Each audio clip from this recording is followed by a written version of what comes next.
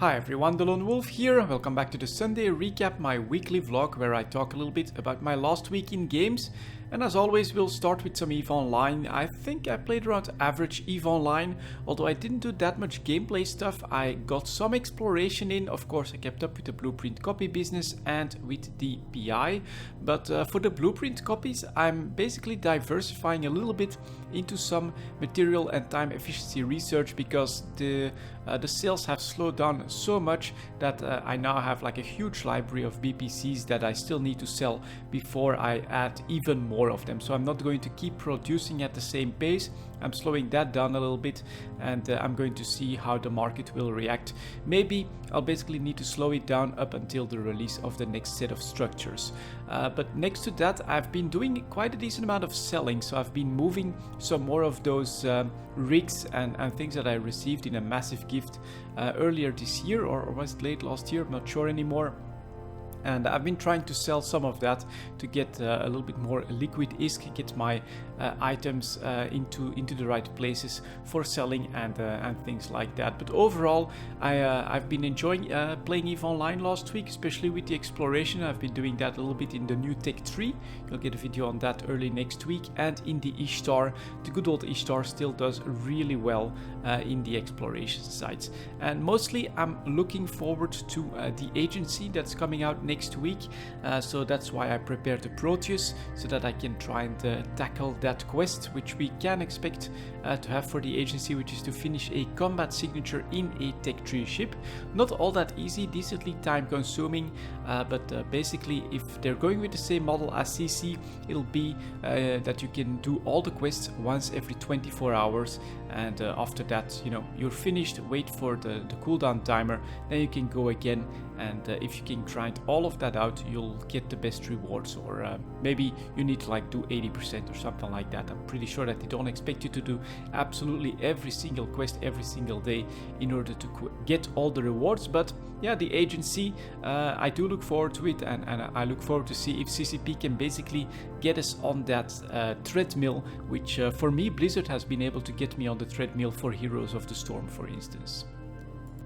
Next up, I've been playing some Stellaris, so this is maybe coming out of left field a little bit, but I did start a new hive mind in Stellaris. I was basically watching the live stream from the developers where they are showing off a little bit their next build, their next plans for the games, and it's a pretty big update when it comes to playing as a hive mind. And so I was thinking maybe I should look for a right way of getting a Stellaris game going as the hive mind. That could be cool to actually try out once the new patch hits, and to then maybe try to conquer the galaxy or something like that. We'll see how I make everything happen, but so far that testing has been in two phases. First, I tried a game where I went for maximum colonies. So as long as I had positive energy credits, I was pumping out more colony ships, and I managed to grow very quickly into a very large empire with lots of colonies. But because I didn't put any of my efforts into military, I was basically countered by a couple of the NPCs deciding to go to war against me, and even going back several save games and starting to pump out military ships at that point.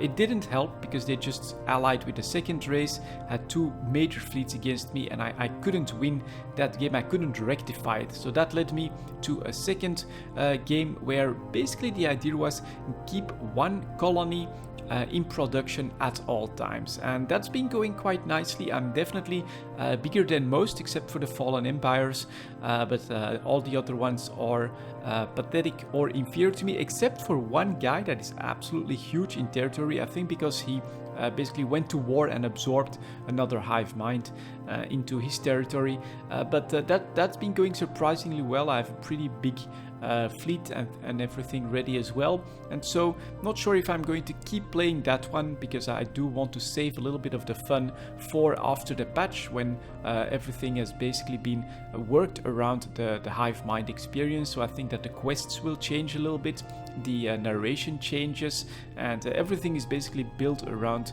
getting the hive mind to be a bit more logical. For instance, it's not logical that one of your scientists would go rogue when you're playing the hive mind because, well, he's is part of the hive mind, but that does still happen. You get all the same quests as every other possibility in Stellaris, and so basically they're fixing that. I'm looking forward to it, and I'm having a lot of fun playing this Stellaris game, exploring my plans basically for a true hive mind once that patch is deployed. And finally, of course, we have some Heroes of the Storm, so I'm just keeping up with the daily quests, and it's been going really well. Surprisingly enough, I constantly have been receiving the quest of play games with a StarCraft hero, play games with a specialist, so that's perfect for me for Zagara, because I do really enjoy playing Zagara. She is basically one of those heroes, I think, that because of her range, especially when you take the Baneling perks at first, you can really stay out of trouble for most of the fights, and you can still be really useful, especially pushing against structures, of course, pushing against the enemy defenses. If you're left alone, you can spiral out of control, and you can get a lot of XP for your team, but in team fights, right, getting the right banelings to try and cut off avenues of escape, for instance, is really good.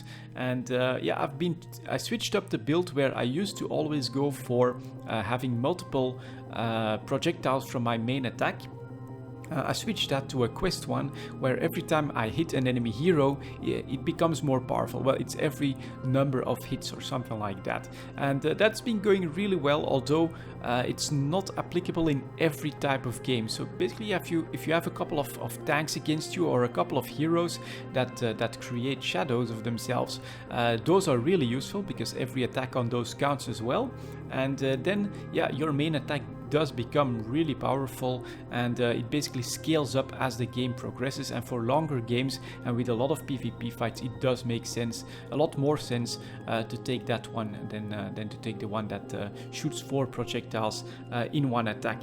But other than that, yeah, I've basically been keeping up with the quests, and I've also been doing a few extra games here and there. So what I like about Blizzard's quest system, with 3 quests, that one comes back every day after you finish it, is this allows you to plan your sessions a little bit. If you want to, you can get by with maybe 2 games a day or something like that. But if, let's say that you know that the next day it's going to be very busy and you don't want to play any Heroes of Storm, well, just add a couple of extra games the day before that, finish 2 or even your 3 quests, and then there you go, you've got a couple days as a break from Heroes of the Storm, and then you can get back into the grind that way, without feeling like you're losing out on efficiency or opportunity when it comes to earning that gold from the daily quests in Heroes of the Storm. So yeah, Blizzard really has that down to a science, and they've got me hooked for Heroes of the Storm. But a little bit different on this Sunday recap, I'm also going to give you guys a couple of my plans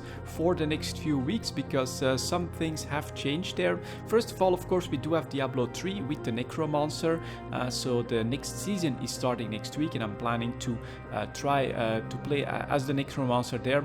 Shouldn't be too much of a problem, but I am planning to mostly spend time in Diablo on the weekends when I have a lot of extra time, and I could get some grind sessions in there, because I also bought Albion Online, and I do look forward to Albion Online, although I took the cheapest pack because I'm not entirely sure about the game's actual potential and gameplay.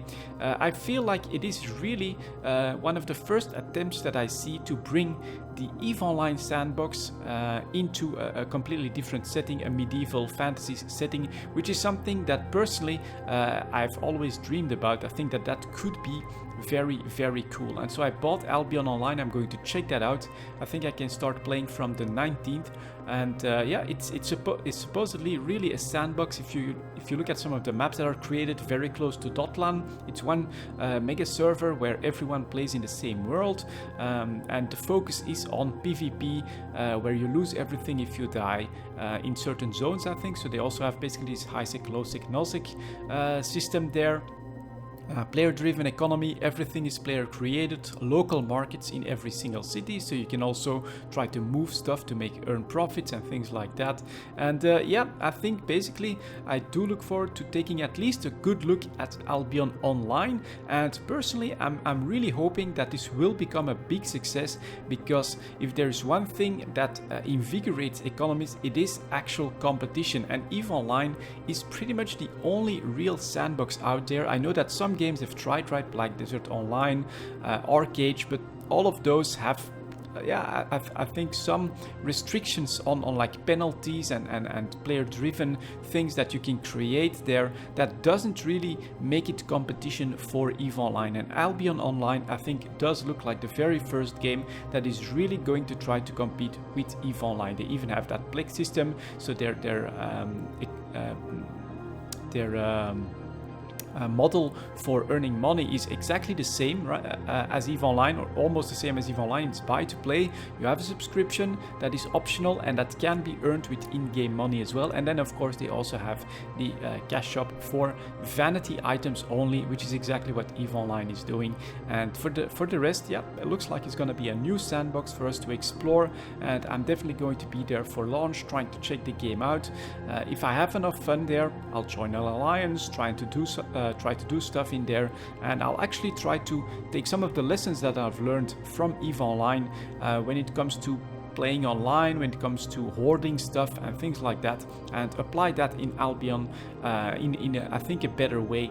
Try to get some more like PvP out of it, which, I mean, at the moment it's a little bit like gated by the massive amount of stuff that's already in the game. You really have to join a Gnostic alliance in order to be able to compete with everything else that's going on. In Albion Online, I think it's going to be a little bit different, a little bit more manageable for newer players to join in at the base level, and to not feel like, you know, you can't compete with a Titan or with super fleets and with things like that. So yeah, I look forward to Albion Online. I'm going to give it a good try, and I hope that it's going to be very successful, that we can get this competition between EVE Online and Albion Online, that they can both develop awesome ideas, take inspiration from each other, and get the ball rolling there to evolve the sandbox gameplay. Because yeah, I think that that's something that may be needed with EVE Online coming on 14 years or 15 years, I think.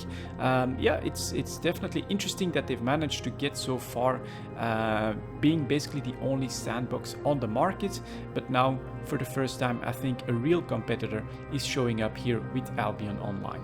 So that's it for this week, guys. Thank you very much for watching, and I'll see you all next time.